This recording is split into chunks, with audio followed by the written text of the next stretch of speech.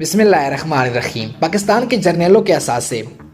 پاکستان کے 75 سالہ دور میں شاید ہی اتنا کوئی کرپٹ آرمی چیف بنا ہو جتنی کرپشن جنرل قمر جاوید باجوہ نے کی۔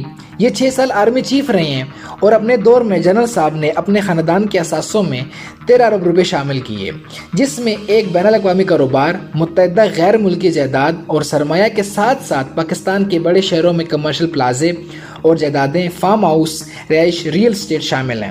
باجوہ کے پاکستان کے اندر اور باہر پچھلے 6 سالوں کے دوران جمع کیے گئے معلوم اثاثوں اور کاروباروں کی موجودہ مارکیٹ ویلیو 12.7 بلین روپے سے زیادہ ہے۔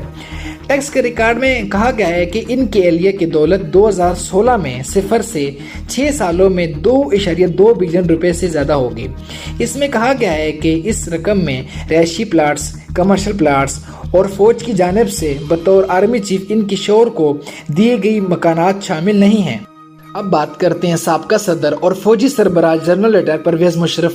ملک سے باہر 645 ملین روپے مالیت کے اثاثوں کے مالک ہیں، لیکن انہوں نے ٹیکس کی مد میں 0 کی شرکت کی ہے۔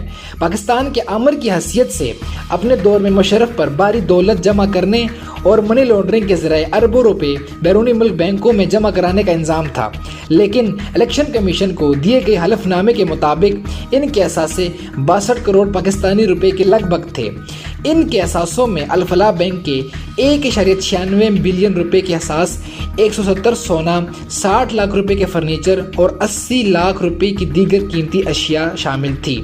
یہ تو 2 جرنیلوں کی اثاثوں کی تفصیلات تھی۔ 75 سالوں میں ان جرنیلوں نے پاکستان کو اندر سے کوکلا کر دی ہے۔ مزید جاننے کے لیے نیوز ان سے جڑی رہیے گا۔ اللہ حافظ۔